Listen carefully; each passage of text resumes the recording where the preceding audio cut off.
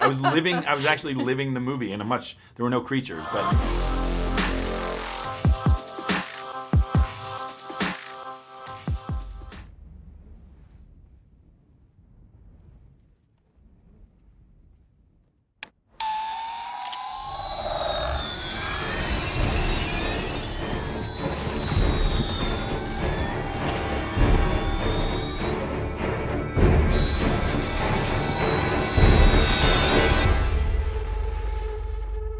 Hi, John. How are you? Great. How are you doing? I'm good, thank you. I gotta be honest. Okay. I'm not a big fan of this genre thriller, neither. but this was so good. Oh, thank you very much. And being honest, I was so engaged emotionally. It was great. That's so awesome. Thank you for being honest, because it's hard. Sometimes you're like, I love the movie, and you're like, I didn't really love it. But this is great. No, I can't watch scary movies either. I mean, I do now. After I directed this, I'm new to the genre party, and I love it. But before that, I couldn't watch scary movies. So what it was about this one is it's about a family. It's about two parents who would literally do anything for their kids. And we had actually had our second daughter only 3 weeks before I read the first script of this. So you were high in fear. Exactly. I was actually living the movie in there were no creatures, but I was living in that fear of, can I keep her safe? Can I keep her alive? And am I a good enough person to be her dad? Those things. And so I just tried to put all that in the movie. And you can feel that. Oh, that's nice. Yeah. Thank you.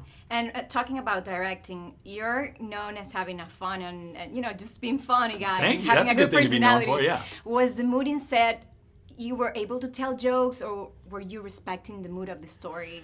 You know what's funny is my wife is so good. She's the type of person who can deliver the most heart-wrenching performance and then immediately make a joke. And that really, it helps everyone, because I think if you get too serious on a set, you can sort of lose track of what's working and what's not. So to come out of these scenes that are so intense and be able to make jokes makes you want to dive back into the intensity, rather than, it would just be exhausting if you were intense the whole time. Right. Yeah, exactly. And mentioning, the amazing Emily Blunt. Yes.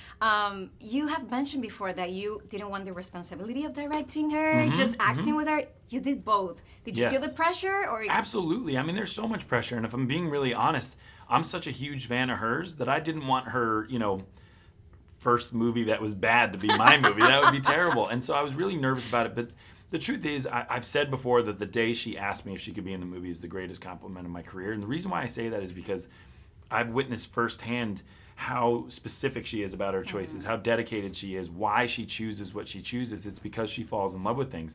And so I didn't want her to do it just for me. I needed her to find it on her own and want to do it on her own, and she did. She was so great, I gotta say. Everybody was great. I know, she's and there's so much silence in this movie, and it becomes so loud. Yeah. And you're engaged emotionally, like I said. You guys express so much. But I'm a little bit curious. How was that table reading? We didn't even do one. Okay, that's fine, because I was There's not much to do, right? Right, exactly. It would just be me talking a lot. It'd be stupid. No, it's funny. The making a silent movie is like a high wire act, right? Because it's not silent, it's actually quiet. There's a lot of sound, there's just not a lot of talking.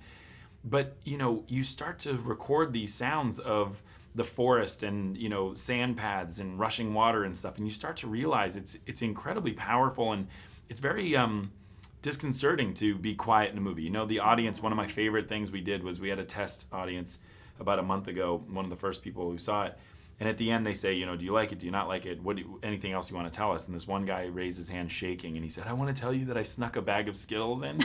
And for 90 minutes I went, I didn't open it. And that was the best compliment. It was I was so the nice. same with my husband. With the popcorn, I was like, no, I cannot eat it. Yeah, that's I know. right. The people at the concession stands are going to be mad because you can't eat during this movie. And just the last one, I noticed that there were no names. There were no character names. Cool. Did you want to send a message with that? I think I kind of feel it. There's a message. Oh, that's cool. Right? I mean, to me, my whole thing was I wanted this to feel like it could be anywhere, and it could be your family. And so if the names thing was purposeful, but also that because they don't speak, there's no way to find out what their names are. Right.